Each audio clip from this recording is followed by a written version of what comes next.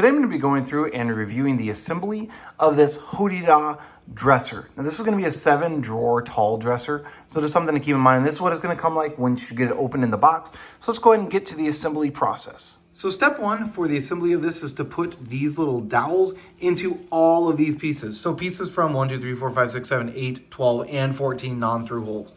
I'm not sure why they didn't do that as multiple steps throughout the process, but here we are. So we're gonna go ahead and start putting in some dowels. Next step on the assembly process is to put those little things onto number 2, which is gonna be the top up there. And then you're going to put the drawer slides in all of the side of number 2 as well. So that's just gonna be all of these pre-drilled holes all the way across and down that side. Now, what's really confusing about the assembly of these drawer slides is that it says you're gonna use H, right? But all the ones that are marked H are not going to be the ones that you're actually going to use. Some of them that you'll need to use will have the H on them, and then others will not. And then some of them that have the H are going to be the wrong side, and they're going to go like this one, for example. They're going to go onto 1 rather than 2. So definitely is confusing. What you need to do is you need to match up the holes. So on number 2, this is what it's going to look like. So look at where that is going to be at, and then you're going to match up the holes. So you have a hole, pre-drilled hole there, pre-drill hole there, and a pre-drill hole there. And that's how you're going to know that it's this one instead of the other drawer slide that has the wheel on the opposite side. So let me show you what I'm talking about. So this is the one that you need on number 2. So that's going to be that one there. Then this one that has the wheel on the opposite side is going to go on to number 1.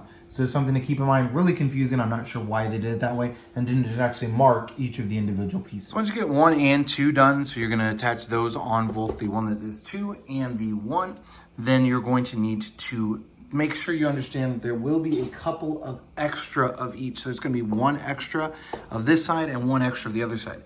That's because you're going to have the top drawer, the top one is going to be split. So you'll need that for the pieces in between. So that's why you'll have 1 extra of each side. So don't be concerned, don't kind of freak out or whatever, like you've got an extra one of each side. That's because you're going to need that for that middle drawer. The next step is going to be you're going to insert these little pieces into there, and then you're going to attach those 2 other ones onto number 3. So you're gonna have the right view and the left view here. It's gonna show you how you're going to attach those onto number 3s. The next thing you're going to do is you're gonna put in all of those slats that you previously put dowels into on step 1. You're next going to put all of those dowels onto number 1, and then you're going to screw those dowels into place. So essentially you're going to screw in all of these slats. Now one issue is they still have a lot of movement to them back and forth because literally they just have a little plastic dowel and then a screw that goes into this MDF. So that's definitely a downside, is that I really feel like you have to be super careful during this process.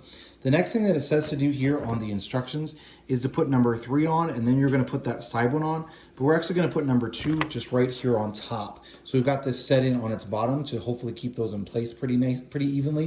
And then we're going to set number 1 on top, then put it into place and then screw them all in. And then we're going to do the number 3. So number 3 goes across the middle here. So I feel like that will work out better. It'll make it a little bit harder to get in there for the screws, but we're really concerned about these things just kind of bending and breaking just because the only thing that's holding them in is 1 little screw. So the instructions are just plain wrong. You need to install number 3, this screw, into there before you install this top one.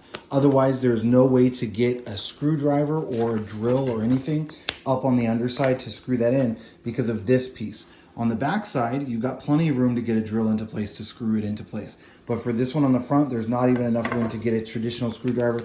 And the only way would be if you have like a little short, tiny, stubby one. And even then it's gonna be really tight. So what I would recommend doing is completely taking off slat number 5. That's what we did here. And then we're going to screw the bottom of number 3 into slat number 5. And then we're going to install slat number 5. So that's what you're going to need to do at this step 5 rather than following what they're saying and telling you to do. Once you get number 3 on there, again, you're going to probably want to take this off if you've already put it on, or if you haven't put number 5 on yet, then you're going to want to install this end of number 3 first. Once you do that, the next thing is going to be preparing number 9, which is going to be your top part here.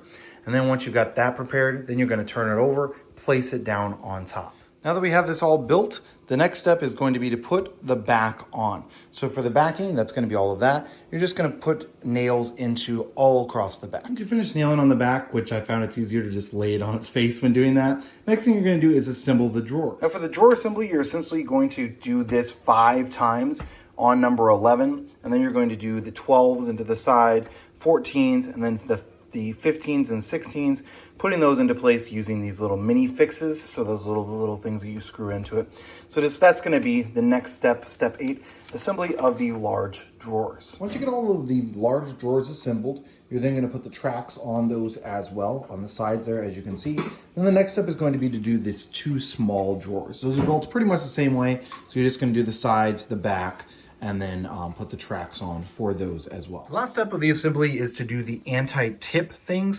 Essentially what you're going to do is you're going to screw one of these into a stud in the wall and then one onto the back, and then it comes with these zip ties that go in between. And essentially it's just designed so if somebody pulls on the front of this, it's not going to tip over all of the way. So you can see here it's just going to pull on that and pull in between the two. So it doesn't have to be super tight. You can tighten it down a bit if you want. But it doesn't have to be perfect. Essentially, it's just designed so this isn't going to move a long ways in and out. So assembly is complete. As you can see here, totally done. There's a lot of foam, so that's just something you're going to have to keep in mind. We made a giant mess during the assembly process just because of all of that foam. The other thing is the stickers are not in inconspicuous places on a lot of these. So like this is on the side we're actually going to be seeing, so we got to take that off. Same thing on the sides of those drawers and that sort of a thing. The other thing is during the assembly process, you're going to have these screws. It does come with these little sticker things, but I'm sure those are going to peel off with time. So you've got screw heads here, here, here, etc. that those little stickers are covering. So when those come off, it's going to kind of make it look a little bit cheap. So that's definitely a downside to this one as well. In regards to the assembly time, the assembly process took 2 people approximately an hour and 40 minutes to do.